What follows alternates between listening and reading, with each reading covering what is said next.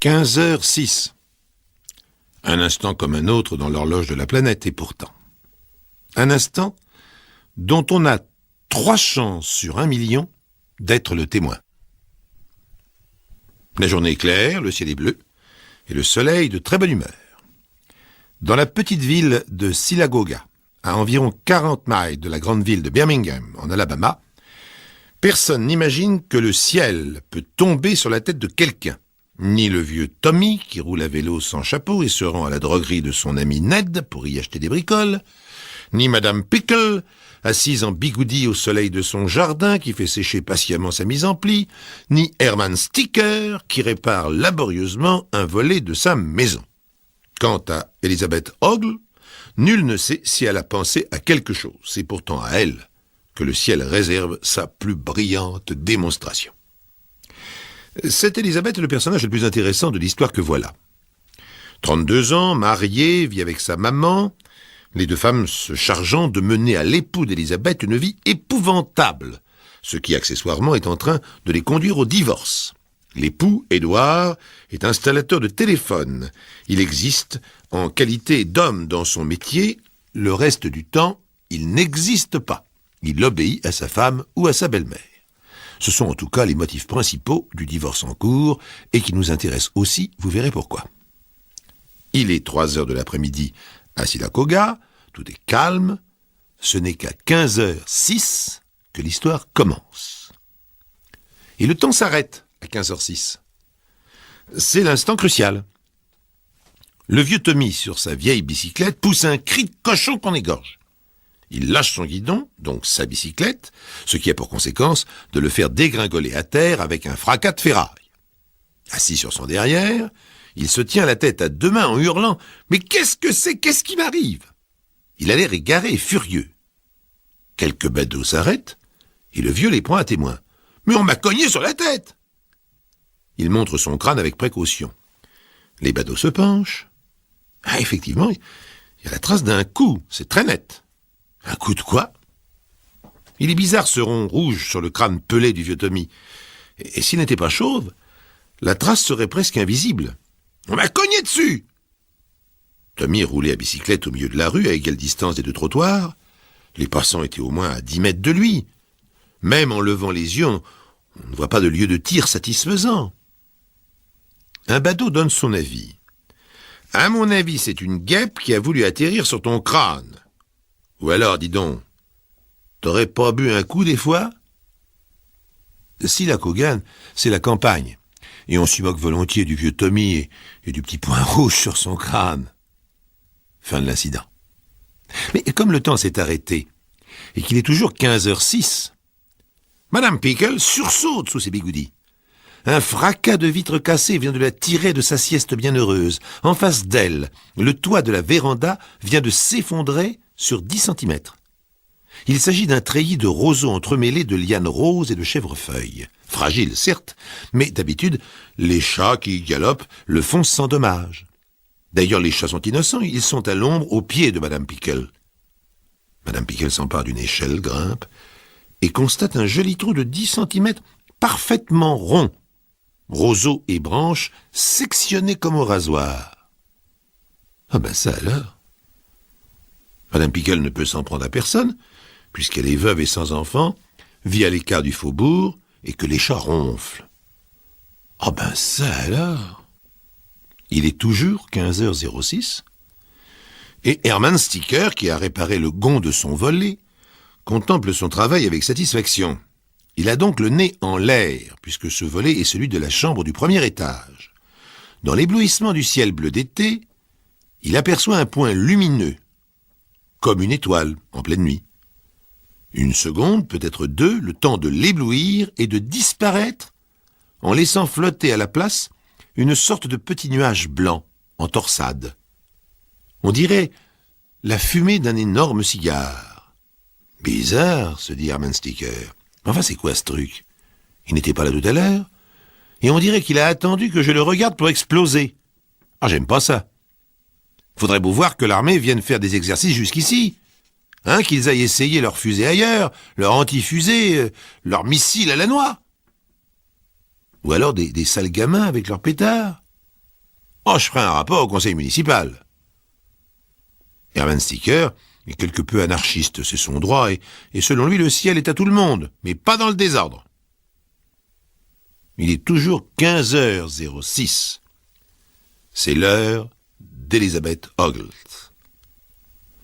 Elle est mollement répandue sur l'unique divan de l'unique pièce de sa maison. Depuis une bonne heure, elle se plaint d'avoir mal aux reins. La position qu'elle occupe sur ce canapé est importante. Le corps sur le côté, un bras et une main pendant jusqu'au plancher. Sa mère est dans la cuisine. Elle adore manger et faire la cuisine. Elle est donc en train de manger lorsqu'un coup de tonnerre lui a sourdi les oreilles.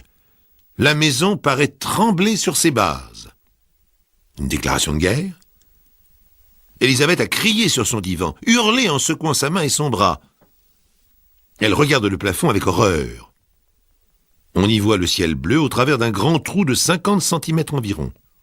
Et là, au ras du canapé, sur le plancher, dans l'axe de son bras, un autre trou où s'est niché quelque chose de noir. Une pierre. Noire comme l'enfer. Elisabeth oublie son mal de rein et court à la police. Son bras est légèrement brûlé, sa main aussi. Elle croise un villageois qui court comme elle dans le même sens en hurlant « Les extraterrestres, c'est les extraterrestres !» Elisabeth se met donc à hurler de même. « Ils attaquent, les extraterrestres, ils attaquent !» Il n'est plus 15h06. Le temps reprend son vol. Et en 2 heures, tout le bourg de Silacoga est sans dessous, les uns racontant à ceux qui n'ont pas vu ce qu'ils ont cru voir. Et puis les journalistes prennent le relais et contactent le centre de géologie de Phoenix. Ils ont photographié la pierre noire dans tous les sens. Et comme ils sont journalistes, donc au fait des événements de la planète, ils ont immédiatement contrôlé l'événement. Il s'agit d'une météorite, poids environ 9 kilos. À quelques centimètres près, Elizabeth Ogle eût été guérie définitivement de son mal de rein.